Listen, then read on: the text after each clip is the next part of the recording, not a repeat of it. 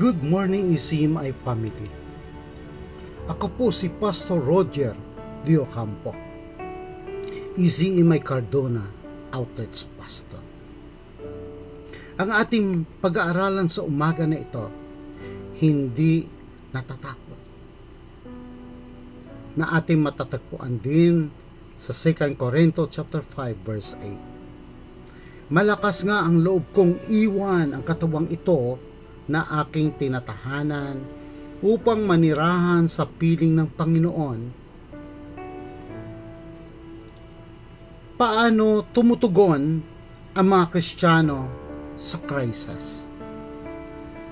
Kapag ang isang crisis ay nangyayari sa ating mundo, madaling questionin ang ating pananampalataya at mahirap palitan ang mga pagkagulong kinakaharap natin ng kapayapaan na ipinangako sa atin bilang tagasunod ni Jesus. God is preparing us right now for our eternal destiny. Here, Paul connects the ideas of our light afflictions and the eternal weight of glory.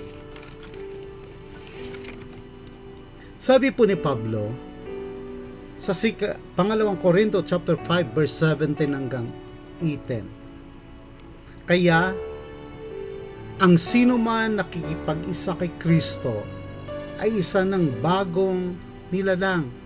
Wala na ang dating pagkatao, siya ay bago na. Ang Diyos ang gumagawa ng lahat ng ito sa pamagitan ni Kristo. Ibinilang niya akong kaibigan at di kaaway, at tinirang niya ako upang manumbalik sa Kanya ang mga tao. Our light afflictions is how God has prepared us while we are at home in the body.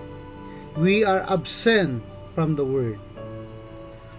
For we walk by faith, not by sight.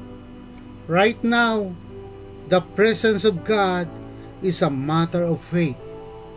We are home in the body, so there is a sense in which we are absent from the Lord. At least, in the sense of His immediate, glorious presence. So now, we must walk by faith, not by sight. Huwag po tayo matakot hanggat hindi pa tayo kinukuha ng Panginoon sa mundong ito. Tayo magpapatuloy lang sa paglilingkod sa Panginoon. Mahal po tayo ng Panginoon. Gamitin ka ng Panginoon sa kanyang ministeryo dito sa lupa. Kahit maraming trials na ating na-encounter, huwag kang matakot. Pagpapalain ka ng Panginoon. Let's pray. Lord, i-bless niyo po ang aming mga kapatid sa umaga na ito, Panginoon, na magpatuloy lang sa gawain sa ministeryo. Kahit ano pa mga trials na aming na-encounter. Lord, palakasin niyo po kami sapagkat temporary lang ang buhay namin dito sa lupa at ang tunay po namin na tahanan ay nasa langit at kasama ka. Lord, papalain niyo po ang bawat isa sa amin sa umaga nito. Kapatid, palakasin ka ng Panginoon at pagpapalain ka ng Panginoon. Ang Panginoon gagabay sa iyo at huwag kang matakot at kumapit ka lang sa Panginoon sa pangalan ni Jesus. Amen.